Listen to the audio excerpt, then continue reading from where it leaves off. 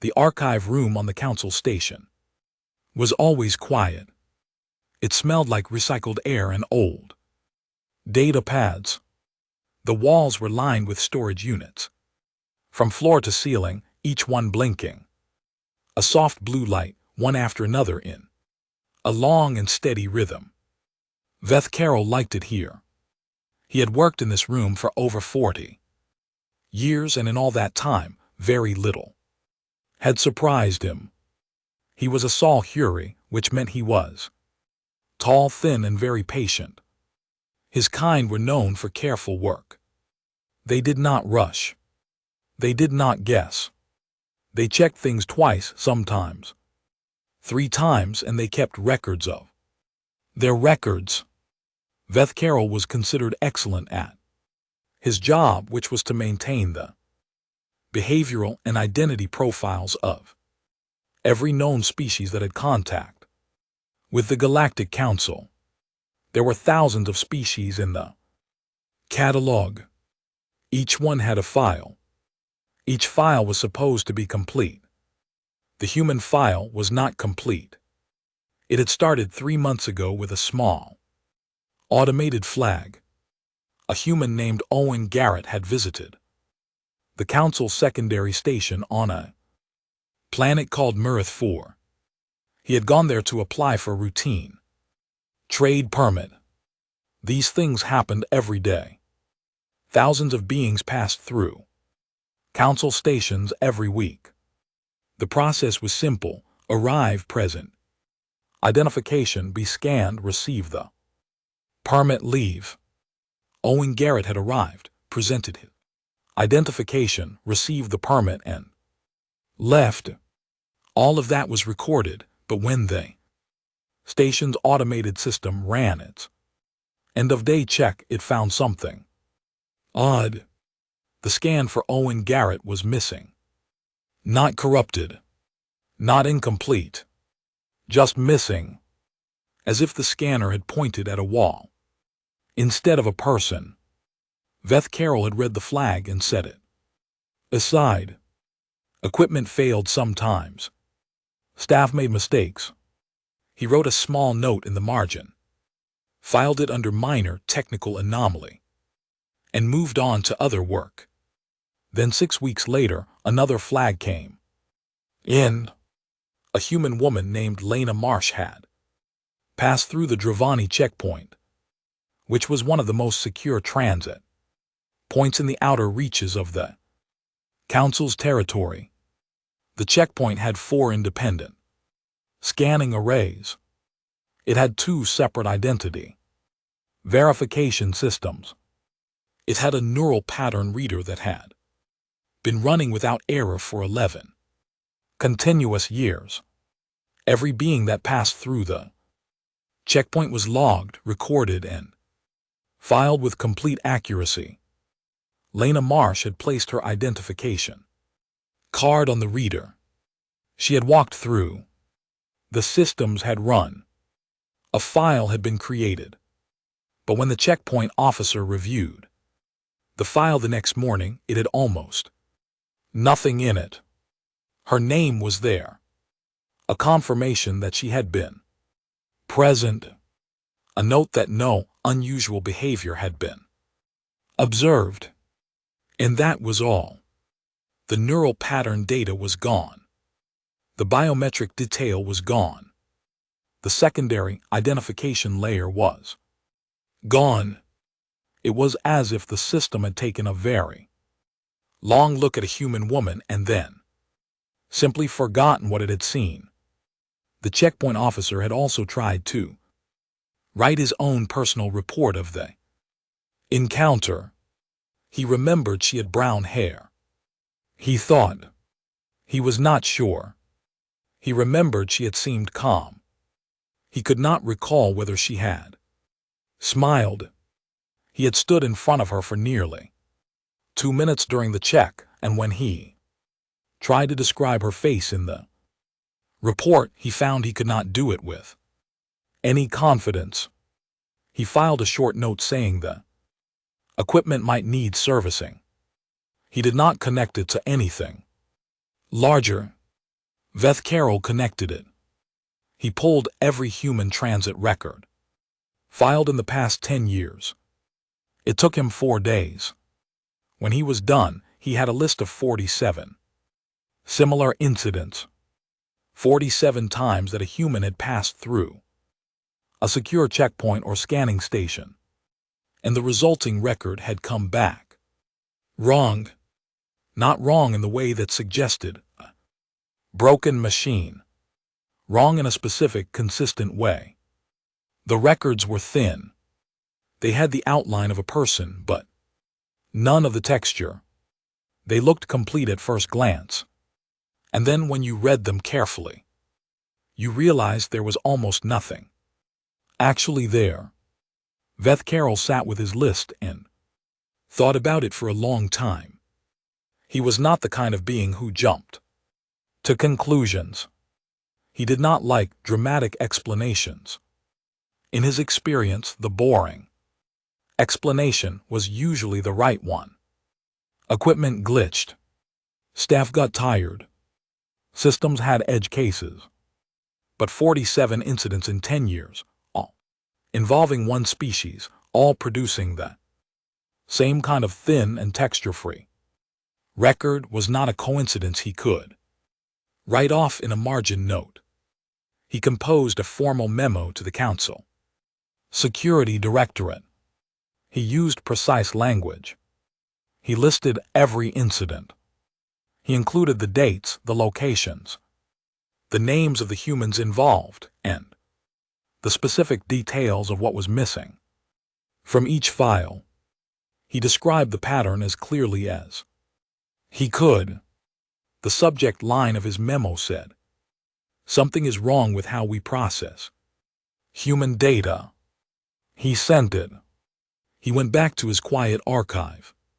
The blue lights on the storage units blinked on and off in their long and steady rhythm. He did not know yet that his memo would start something much larger than a routine technical review. He did not know that within 2 weeks, one of the Council's most senior security directors would be reading his words with a very focused kind of attention. He did not know that he had just pulled on the first loose thread of something that had been sitting unnoticed in the Council's records for a century. He also did not know that down the hall, in the building's main corridor, a young human woman with short dark hair was walking past the security office at that exact moment, carrying a stack of data pads and humming quietly to herself, completely unremarkable in every way. Nobody noticed her. Nobody would remember later that she had been there. That was, in a way, precisely the point. Director Fainsod had a reputation for being unshakable. Her colleagues often joked that she had the emotional range of a very calm stone. She had handled a full-scale military incursion on 2 separate occasions. She had once sat in a room with an ambassador who was actively on fire, biological feature of his species, not an accident, and continued the meeting without pausing. She did not frighten easily, and she did not waste time on things that did not deserve her full attention. She read Veth Carroll's memo twice on a Tuesday morning, set it on her desk, and stared at it for a while. Then she picked it up and read it a third time. She called in Cass. Cass was her senior investigator. He was a Dravani, which meant he was broad-shouldered, copper-skinned, and extremely good at pattern recognition. His species had a gift for sorting through large amounts of complicated information and finding the thread that connected everything. He was calm, professional, and methodical, and he had never in 12 years of working for Fainsod brought her a conclusion he was not certain of. She handed him the memo and told him to look into it. Cass spent the first 2 days simply reading He went through all 47 flagged incidents that Veth Carroll had listed. He read the checkpoint reports, the station logs, the personal notes filed by the officers involved.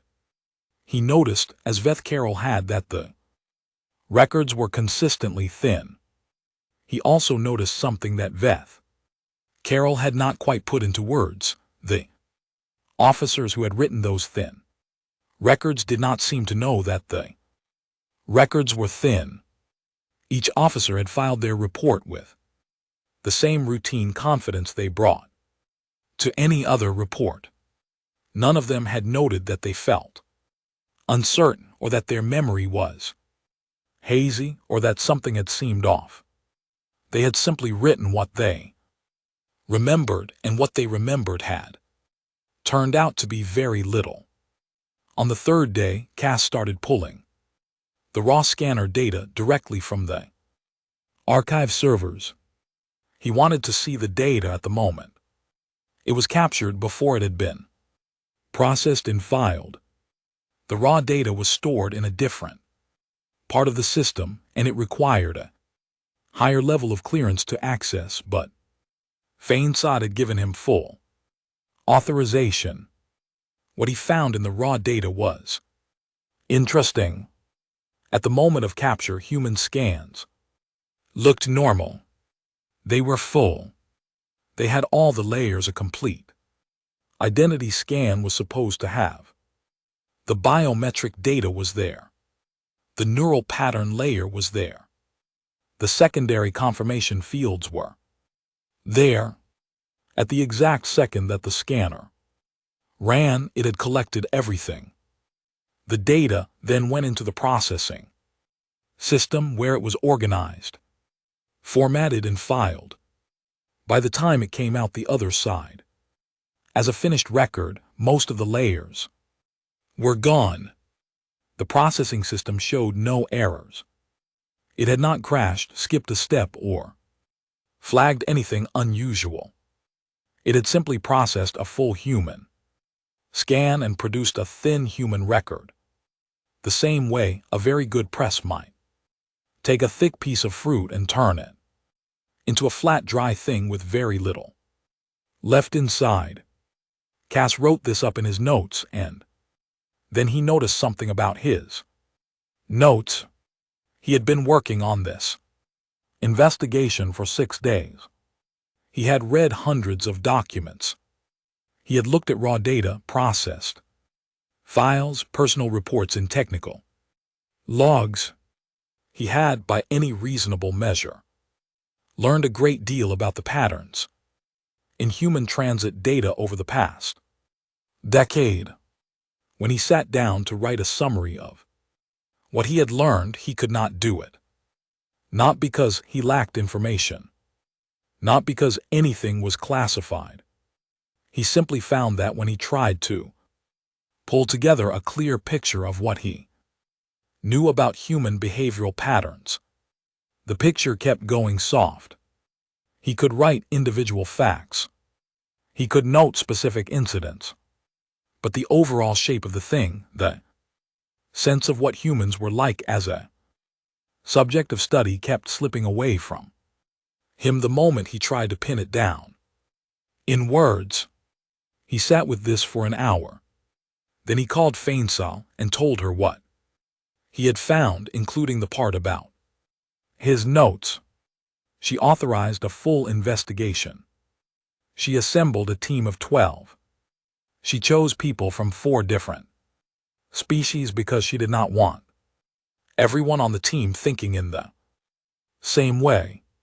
She gave them full clearance, full resources, and a single clear directive: find out what is happening to human data inside council systems. The team began work the next morning. They were careful. They were experienced. They approached the investigation the way any good team approaches a hard problem, slowly, methodically, checking everything twice. What none of them anticipated, and what none of them would have believed if someone had told them in advance, was that the investigation itself would begin to behave strangely, that the reports they wrote would start to thin out, that the meetings they held would produce clear and confident discussions, and then afterward no one would quite be able to recall what had been said, that the humans they looked into would remain perfectly ordinary, working there, jobs, eating their meals, living there, small and unremarkable lives, while the investigation into them quietly lost its grip over and over again, like trying to hold water in cupped hands. But that was still ahead, for now the team had a task and they were ready to work. Down the hall in the document coordination office, a human woman named Nina Cole filed a stack of paperwork, made herself a cup of tea, and looked out the window at the long dark between the stars. She was not thinking about the investigation. She did not know there was an investigation, or at least that was what her file said. Her file, of course, was only 3 pages long. The still room was the most secure place in the entire council complex. Everyone who worked in the building knew it by name, but most of them had never been inside it. It had no windows. It had no connection to any external network. The walls were lined with panels that blocked every known type of signal transmission. The air system was completely separate from the rest of the building. There were 2 guards at the door at all times and a 3rd guard who stood inside the room and watched every session from beginning to end. It was the kind of room that made you feel when you were sitting in it like nothing from outside could reach you. Director Fainsall called her investigation team together in the still room on the 42nd day. She wanted a full update. She wanted everyone in one place, in the most secure location available, with no outside connections and no possibility of the conversation reaching the wrong ears. The Wren gave the presentation. The Wren was the lead analyst on the team. She was Saul Hurry, like Vet Carroll, which meant she was thorough and patient, and very good at building a clear picture out of many small pieces. She had spent the past 6 weeks doing almost nothing except compiling data, and she had come to the still room with a prepared document and a very calm voice. She opened by saying that the data strongly suggested humans did not fully exist inside the council's information systems. The room went quiet. She explained what she meant carefully and in order. Every species that the council had ever cataloged left a consistent informational footprint. When a Saul Hurry was scanned, the scan produced a complete file. The file stayed complete. It could be retrieved a year later or 10 years later, and it would still have all of its detail. The same was true for a Dravani, Carthan, a being from any of the thousands of species in the catalog. Data about them was stable. It held its shape. It could be built upon, referenced, and trusted. Human data did not hold its shape. Human data was accurate at the moment the scanner ran, but after that it changed. It lost detail. It simplified. The layers peeled away, not randomly, not in a way that looked like corruption or deletion, but consistently and in the same direction every time. What remained was always the same kind of thin record, a name, a confirmation of presence, a note that nothing unusual had been observed. The rich and complex picture that a full scan should have produced was simply gone. The Wren said the team had tested every Possible technical explanation. The scanners were working correctly. The processing system had no faults. The archive storage was stable. There was no external interference, no software issue, no equipment failure. That could account for what was happening. The degradation was consistent, species-specific, and completely unexplained by any mechanical cause.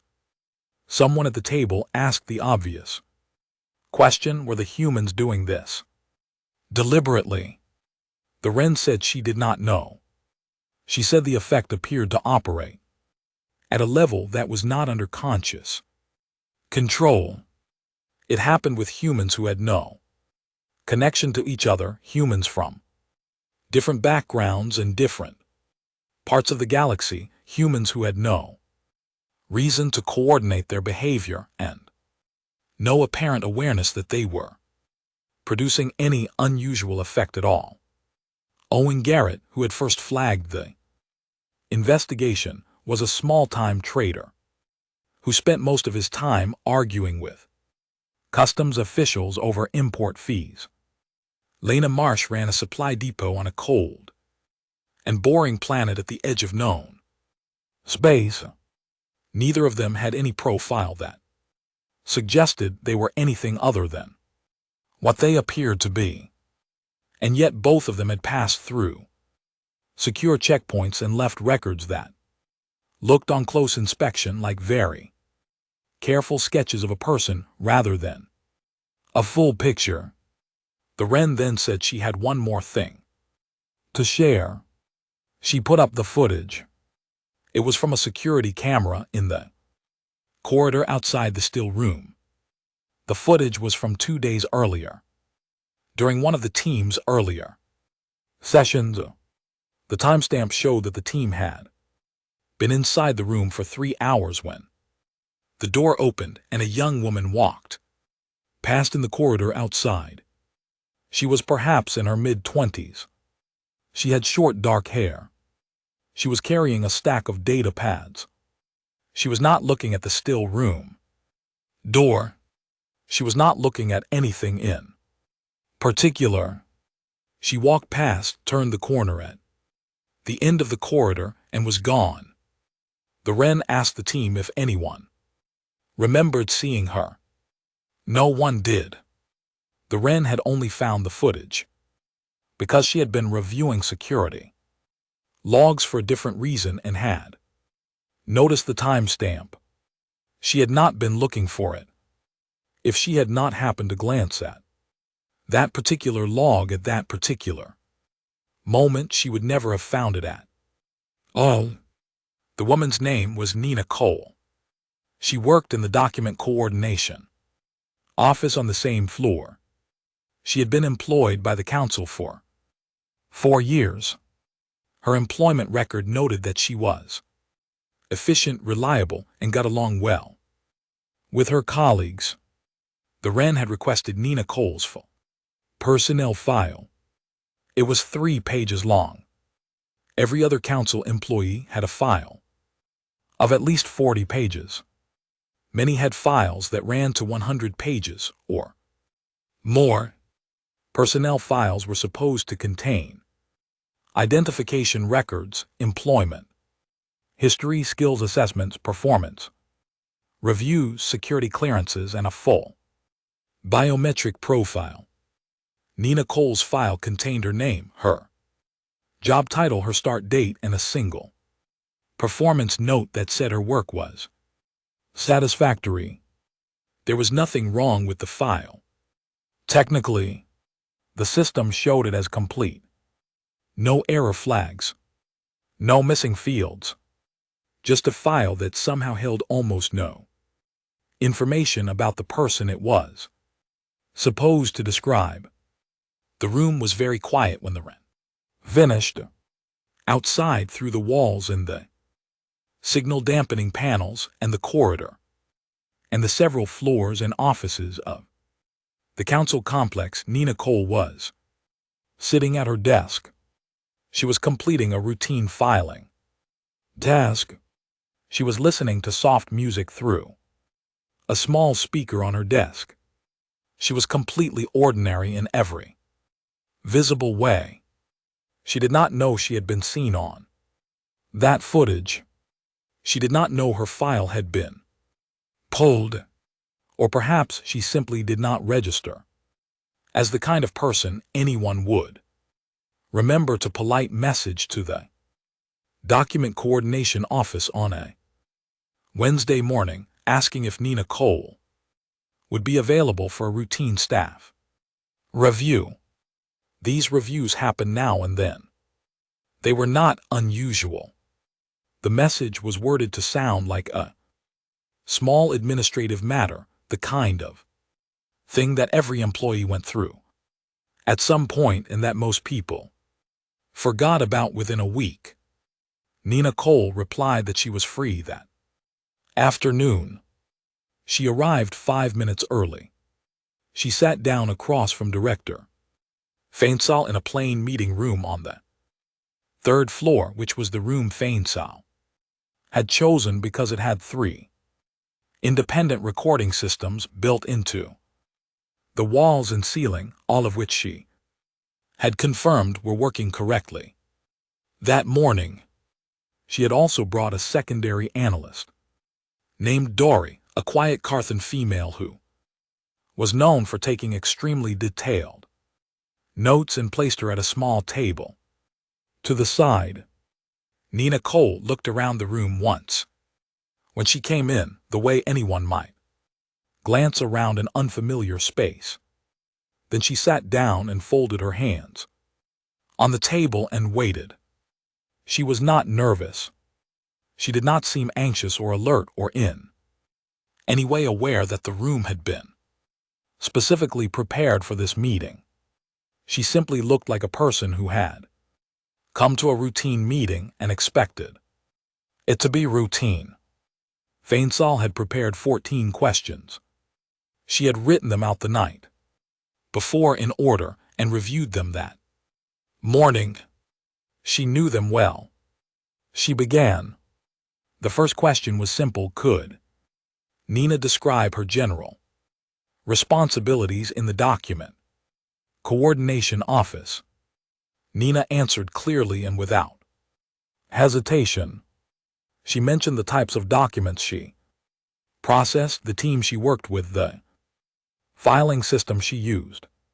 She mentioned a backlog that was giving her some extra work this week. She mentioned a colleague named Paul who had recently switched to a different schedule and whose absence in the mornings was making certain handoffs slightly more complicated. She was specific, organized, and easy to follow. Feinsal asked her second question, then her third. Nina answered each one in the same clear and easy way. She talked about her work history before the council. She talked about the clearance levels required for her current role.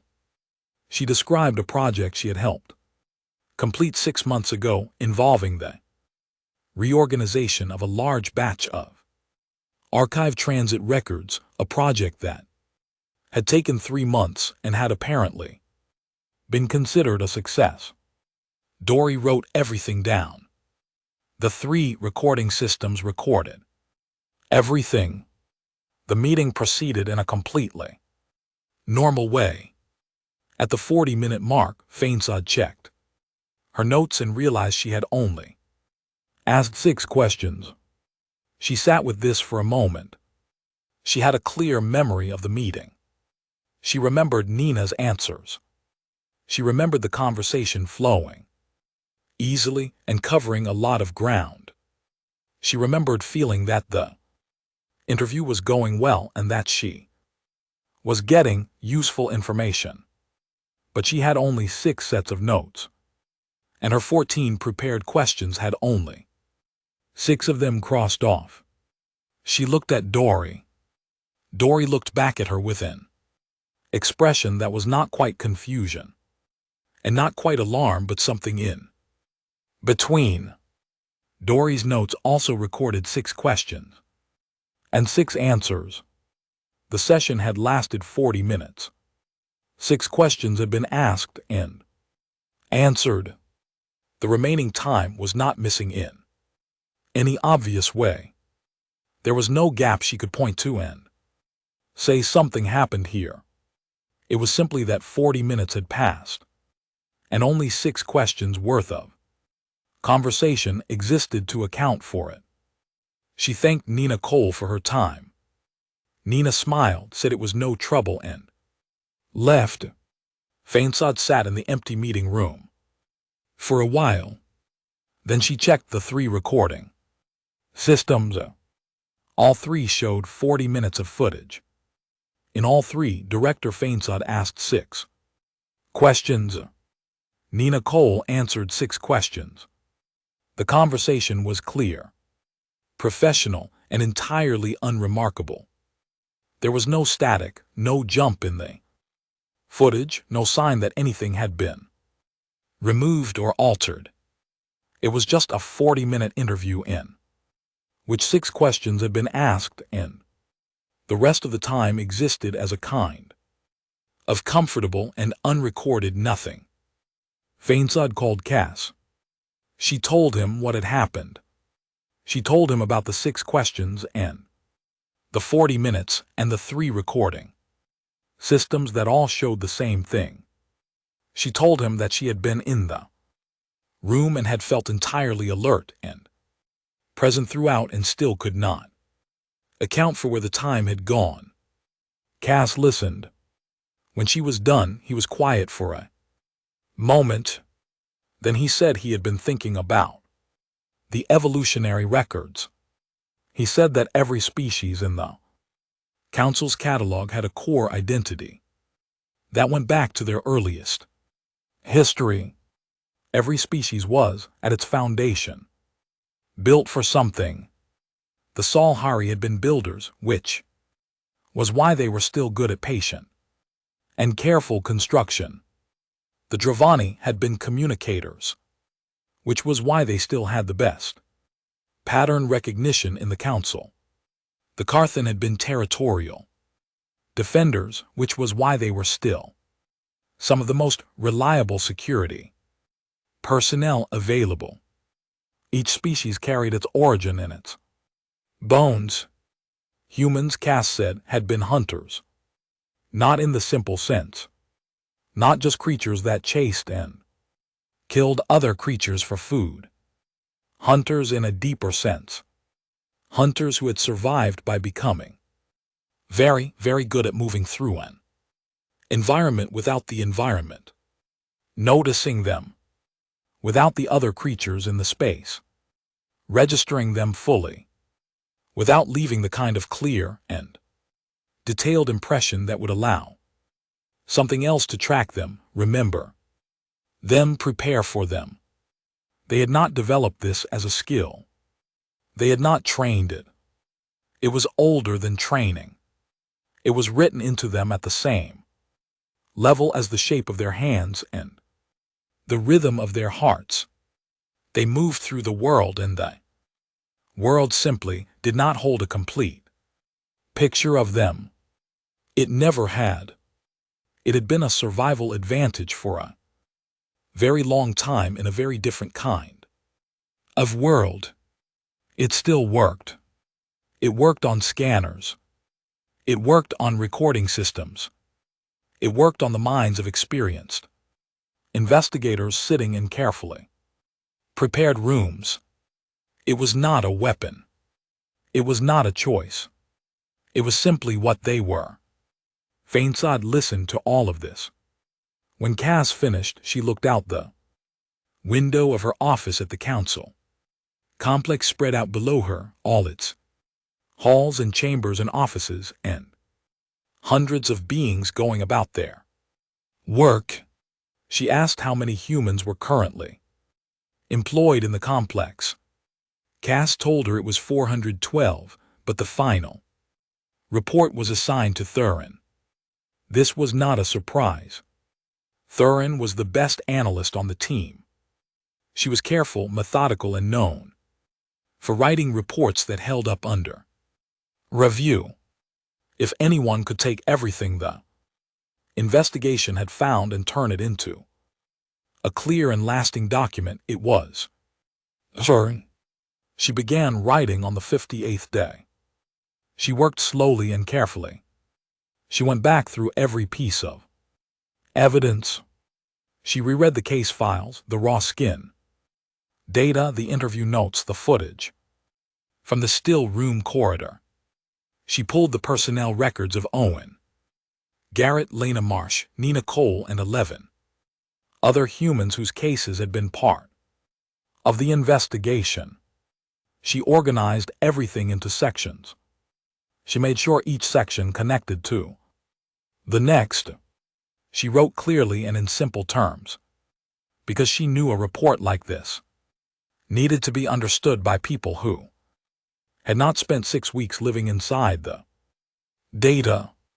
On the 61st day, she submitted a draft. It was 11 pages long. It covered the original 47 flagged incidents, the scanner data findings, the data degradation pattern, the Nina Cole interview, and the evolutionary theory that Cass had proposed. It was readable, organized, and complete. Fainsod read it, found it satisfactory, and sent it to the Senior Security Committee. The committee returned it 4 days later. Their note said the report seemed thin, incomplete, like it was missing something, though they could not say exactly what. Fainsod read it again. She found herself agreeing, though she also could not say exactly what was missing. She sent it back to Thurin. Thurin read it. She found it complete. She sent it back. This exchange happened 4 times over the next 2 weeks. Each time the readers felt the report was somehow insufficient. Each time Thurin reviewed it and could not find the gap they were describing. She added more. She wrote longer sections. She included data tables and case-by-case breakdowns. She added a historical context section that traced the first recorded human contact with the council back to 93 years ago and noted that, looking back at records from that period, the same thinning effect was already present in the very first human files ever created. The problem was not new.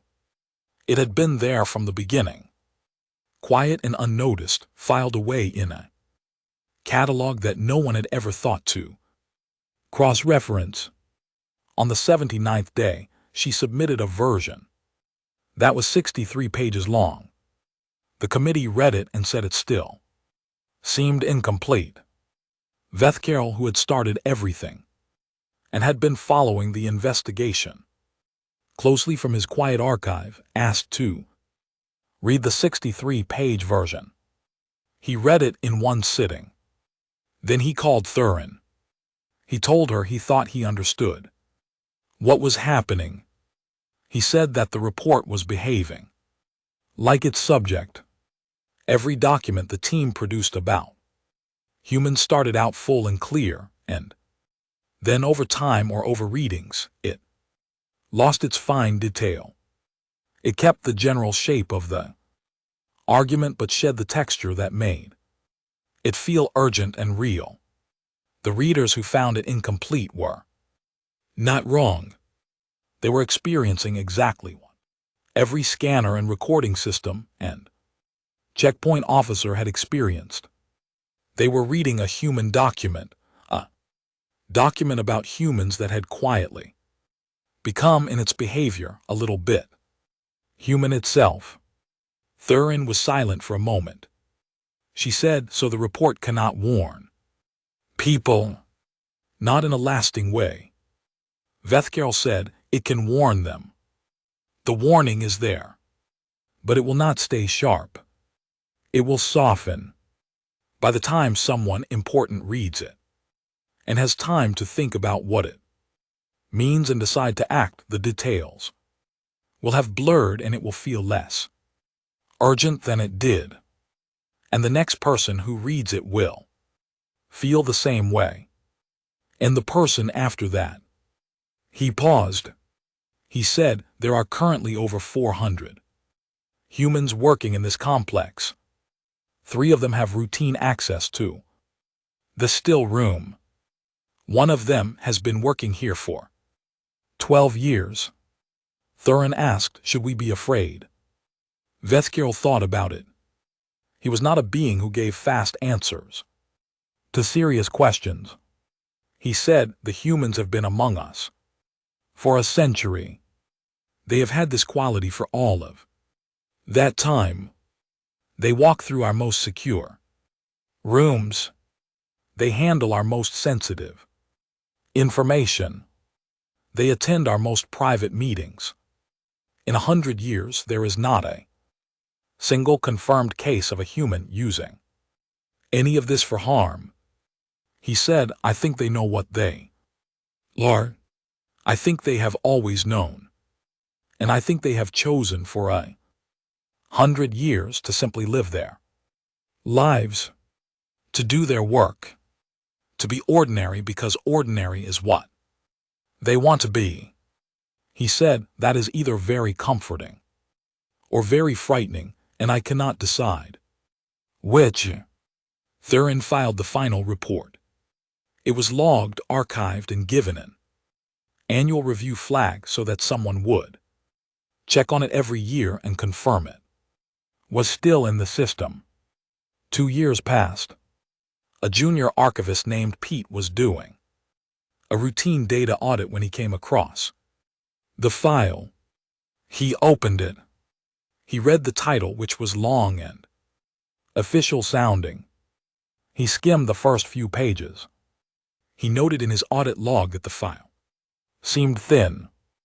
It covered something about human transit, data, and informational anomalies, but the detail was hard to follow and the urgency was not clear.